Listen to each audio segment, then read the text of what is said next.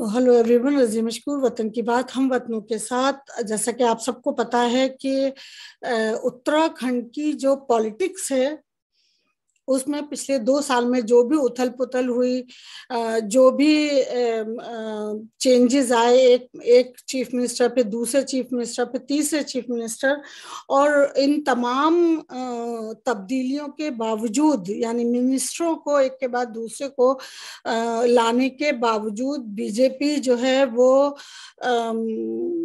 हम जो वहाँ के संत हैं और उनकी जो ऑर्गेनाइजेशंस है उनसे जीत नहीं पाई। और फाइनली जिस तरह किसानों को 1 साल तक उन्होंने वहां पर बॉर्डर पे छोड़ दिया, उनके साथ ज्यादती की, उन्हें फोर्सफुली वहां से हटाने की कोशिश की, और बिल आखिर जब इलेक्शन करीब आए और किसानों ने एकजुट होकर यूपी में अपनी बात को इतना पावरफुल कर लिया कि उन्होंने बगैर किसी जात कम जो कम्युनल पॉलिटिक्स बीजेपी खेल रही है उससे अलग जाकर उन्होंने तमाम मजहब के किसानों को एकजुट करके, यहाँ तक के जो अभी कुछ माह पहले जो दंगे हुए थे मुजफ्फरनगर में जाटों और मुसलमानों के बीच, वहां पर जाकर भी टके साहब ने, राकेश टके जी ने जय श्री राम और अल्लाह अकबर के नारे लगा दिए। ये पूरा जो मंजर था उसने इतना बीजेपी को डराया कि उन्होंने बिल आखिर वो उन 3 कृषि कानूनों को वापस लेने के लिए ऐलान कर दिया। साहब आए टीवी पे और उन्होंने ऐलान कर दिया। सेम पॉलिटिक्स यहाँ पर चल रही थी। यहाँ भी प्राइवेटाइजेशन का ही मसला है, किसानों की जमीनों को हड़पना, और आपको सबको पता है वो डिटेल किसानों को लेकर जो कुछ भी हुआ, और इसमें जो हमारे मुल्क के पैसे वाले लोग हैं वो किस तरह से उनको हड़पना चाह रहे थे, वो चीजें सामने आ गई। ट्रांसपेरेंसी इतनी बढ़ गई कि बिलाखिर प्राइम मिनिस्टर ऑफ इंडिया को, जो आज की सबसे पावरफुल पार्टी के हेड हैं, अब उन्हें घुटने टेकने पड़े और कानून वापस लेना पड़ा। सेम उत्तराखंड में भी 2 साल से यही चल रहा है। मसला यह है कि उत्तराखंड में जो 4 धाम है ये आस्था का है, मरकज है। यहाँ आस्था है, 4 धाम है, बद्रीनाथ, केदारनाथ, यमुनोत्री और गंगोत्री। इन 4 धाम और 50 और अलग जो छोटे मंदिर हैं वहाँ आसपास, जहाँ पूरे मुल्क से और मुल्क के बाहर से लोग पूजा यातना करने आते हैं, उनकी आस्था है उसमें, वो लोग आते हैं, विजिट करते हैं। तो वो एक बहुत बड़ा पर्यटन दल जगह भी है, यानी वहाँ विजिटर्स बहुत आते हैं। और आपको पता है कि विजिटर्स आएंगे तो जॉब भी होंगी, पैसा भी होगा, वहाँ पे लाइवली जिंदगी होगी। बीजेपी का ये था कि वो भी, यानी 4 धाम प्लस 50 और दीगर जो मंदिर हैं वहां, उन सब को प्राइवेटाइजेशन कर दिया जाए। इस बात पर देवस्थानम बोर्ड है वो बीजेपी के अंडर चला गया था, और वहां पर तमाम साधु और पुरोहित और संत सब इस चीज के खिलाफ आवाज उठा रहे थे। 2 साल से वो मान के नहीं दे रहे थे कि हम ये प्राइवेटाइजेशन नहीं होने देंगे इन मंदिरों का, क्योंकि ये आस्था का सवाल है। आप मंदिर कैसे प्राइवेट कर सकते हो? मैं खुद इस्लाम में बिलीव करती हूँ, मेरी समझ में नहीं आएगा अगर कोई मुझसे कहेगा कि इस्लाम को प्राइवेटाइजेशन कर देना है। आस्था प्राइवेट नहीं होती है, ये बहुत पर्सनल चीज है। इसमें एक के बाद दो के बाद 3 मिनिस्टर, चीफ मिनिस्टर बदले गए, लेकिन नतीजा कुछ भी नहीं निकला, और वो प्रोटेस्ट जो हमारे साधु संतों का था वो चलता रहा। अनफॉर्चुनेटली अभी महीना भर पहले हमारे साहब पूरा अपना गोदी मीडिया और ताम झाम के लाव लश्कर के साथ वहां पहुंचे और अंदर जाके उन्होंने बद्रीनाथ केदारनाथ में पूजा की। मंदिर के अंदर फोटोग्राफर्स, वीडियोग्राफर्स, उनके जो चेले चमचे सब थे, सबको लेके मंदिर में गए और वहां लाइट यहाँ लग रही है, कारपेट यहाँ बिछाया जा रहा है। ये सब जो मंदिर के अंदर हो रहा था, उसने जो वहां के साधु संत है उनको बहुत सख्त नाराज कर दिया, क्योंकि ये आस्था के बिल्कुल अगेंस्ट हो रहा था। अब आप जब मंदिर, मस्जिद, गुरुद्वारा, चर्च में जाते हो तो आप अपने अंदर नरमी पैदा करते हो अपने गॉड से कुछ मांगने की। लेकिन वहां ये ड्रामे हो रहे थे कि कारपेट कहाँ बिछेगा, लाइट किस एंगल पे रखेगी, कैमरा किस एंगल पे होगा, साहब कहाँ बैठेंगे। ये सारी चीजें मंदिर के अंदर हुई और उसने हमारे तमाम साधु संतों को बहुत सख्त नाराज कर दिया। अगर आपको याद हो तो वहां के एक साधु हैं, उन्होंने बाकायदा वीडियो में बना के वायरल किया था कि ये हमारी आस्था के साथ मजाक है और ये कैसे प्राइम मिनिस्टर हैं या ये कैसे हिंदू हैं जो हिंदू मत को बदनाम कर रहे हैं, डिसरिस्पेक्ट कर रहे हैं। आप मंदिर में जाते हैं तो आप विनम्र होते हैं, आप बहुत ही आजिजी से जाके पूजा पाठ, नमाज, दुरूद, कुरान जो आपको करना है वो करते हैं मंदिर मस्जिदों में जाके। वहां शो ऑफ नहीं होता है। लेकिन हमारे यहाँ तो आपको पता ही है कि हिंदू मुस्लिम, राम मंदिर, इन इन चीजों पर हुकूमत हो रही है यूपी में खास तौर से। तो बद्रीनाथ तो उत्तराखंड का एक हिस्सा है, उत्तराखंड एक अलग रियासत है और वहां ये सब चल रहा था तो बहुत दिन से शोर मच रहा था। और मैं, बल्कि आपने वो वीडियो यकीनी तौर पर देखा होगा, उसके बावजूद एज अ रिमाइंडर मैं उसको यहाँ शामिल कर रही हूँ। आप उस वीडियो को देखिए, आपको अंदाजा होगा कि उस वक्त क्या नॉइस थी जब प्राइम मिनिस्टर मोदी वहां गए थे और उन्होंने पूजा किस तरह से की थी। वो पिक्चर्स भी आई थी, वीडियो भी है। Let's watch the video as a reminder, फिर हम आगे बढ़ते हैं। देखो, बहुत अच्छी बात है, श्रद्धा पूरे विश्व की है केदार बाबा में, वैसी श्रद्धा मोदी जी की भी है। मोदी जी को हमने पहले ही कहा था, मोदी जी का जब प्रोग्राम सेट हुआ था उससे 2 दिन पहले हमने अपने बाइट में कहा था, केदारनाथ में 2 चीज का तीर्थ पुरोहित घोर विरोध कर रहे हैं। नंबर 1 चीज, यहाँ जो है राजनीतिक मंच न लगे। दूसरी बात, जो मोदी जी सारे चैनलों को यहाँ बुला करके अपना लाइव देश विदेशों में दिखा रहे हैं, आपने मेरे हिसाब से आपने बहुत बड़ी सीमा लांघने की कोशिश करी।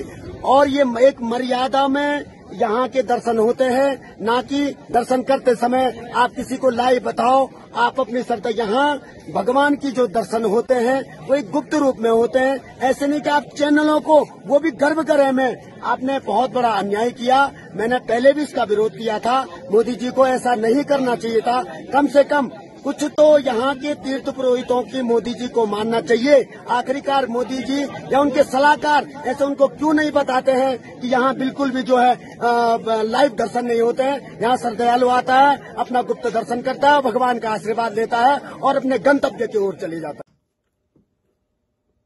और सिर्फ इतना ही नहीं कि उन्होंने उनकी नाराजगी हद से बढ़ी, बल्कि उन्होंने बाकायदा नारा लगाया था कि बीजेपी हटाओ और धर्म बचाओ। ये कोई मामूली बात नहीं है कि आप पूरे यूपी में हिंदू मुस्लिम कर रहे हैं, राम मंदिर कर रहे हैं, और आप उत्तराखंड के जो 4 धाम हैं उसके जो संत और हमारे दीगर साधु हैं उनके साथ आप उस पूरे सिस्टम को, या उस उत्तराखंड के पूरे जो आस्था का केंद्र है उसको आप एक तरह से प्राइवेटाइज करने की कोशिश कर रहे हैं। ये किस तरह की दोहरी मानसिकता है, ये किस तरह का डबल स्टैंडर्ड है, हिपोक्रेसी है इस गवर्नमेंट की। और धीरे धीरे हर चीज खुल के सामने आ रही है। मैं नहीं जानती कि कल राम मंदिर के बारे में क्या चीज सामने आती है, कि क्या घोटाला सामने आता है, लेकिन ये तय है कि इस हुकूमत की नीयत ठीक नहीं है। ये बात मैं पहले भी कह चुकी हूँ, एज अ रिमाइंडर मैं इसको फिर से दोहरा रही हूँ। किस हद तक हमारे संत जो हैं, जो हमारे साधु हैं, वो किस हद तक नाराज हैं। और उसी का नतीजा है कि आज पुष्कर सिंह धामी साहब जो उत्तराखंड के 2 साल में तीसरे चीफ मिनिस्टर हैं, उन्होंने आनकर ऐलान कर दिया कि वो देवस्थानम की का जो बोर्ड है उसकी जो उनके अंडर था और जिसपे वो काम कर रहे थे और जिसको प्राइवेटाइजेशन के लिए साधुओं को कन्विंस करने की कोशिश कर रहे थे, उन्होंने अपनी तमाम कंडीशंस वापस ले ली हैं और चारों धाम और वो 50 जो अलग मंदिर हैं उनको जो हमारे साधु संत हैं उनको वापस करने का फैसला किया है। आप पिछले दिनों देवस्थानम बोर्ड को लेकर लगातार विभिन्न प्रकार के सामाजिक संगठनों ने, तीर्थ पुरोहितों ने, हक हकूकधारियों ने और जो पंडा समाज के लोग हैं, तीर्थ पुरोहित समाज के लोग हैं, विभिन्न प्रकार के जो हमारे जनप्रतिनिधि हैं, हमने सभी से बात करी है, सभी के सुझाव आए हैं, सभी के विचार आए हैं। और इसके साथ साथ मनोहर कांत ध्यानी जी ने जो हमने उनके स्तर पर एक उच्च स्तरीय समिति बनाई थी, उस कमेटी ने भी अपनी रिपोर्ट हमको दे दी है।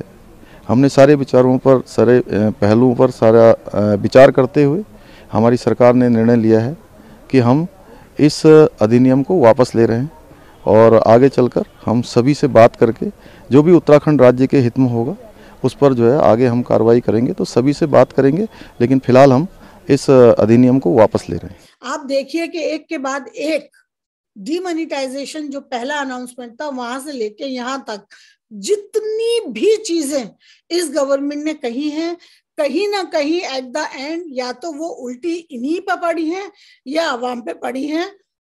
उसका कोई भी अच्छा असर ना तो युवा पर पड़ा हमारे, ना हमारे मुल्क की बेहतरी के लिए हुआ, बल्कि हम तो आज की तारीख में जिस तरह से गोदी मीडिया को इन लोगों ने नचाया है, उसके बाद तो हम सिर्फ हिंदुस्तान ही में नहीं पूरी दुनिया में बदनाम हो चुके हैं, हो रहे हैं। आज बहुत सारी चीजें हैं जो गोदी मीडिया आपको नहीं दिखाता है क्योंकि साहब का डंडा सर पर है, साहब के पैसे का डंडा सर पर है। लेकिन बहुत सारी चीजें, बहुत सारी बातें हैं जो आज बाहर की मीडिया उठा रही है, डिस्कस कर रही है, शेयर कर रही है, जिसे हमारा गोदी मीडिया छुपाने की कोशिश कर रहा है। तो फिलहाल ये इस हफ्ते या लास्ट 2 वीक्स में ये दूसरा फैसला है जो वापस लिया गया है। हुकूमत जो है हमारी, जो बीजेपी है, वो इलेक्शन के डर से, इस बौखलाहट में बीजेपी जो है वो बार बार लगातार ऐसे फैसले कर रही है जो उसके हक में आगे चलकर नुकसानदेह साबित होंगे। यहाँ मैं साइन ऑफ करने से पहले एक बात और बताती चलूं कि त्रिपुरा में दंगे जो भड़काए गए थे वो उसका नतीजा भी यही था कि उससे पहले भी जहां भी जो भी चुनाव हुए हैं वो सारे बीजेपी हार चुकी थी।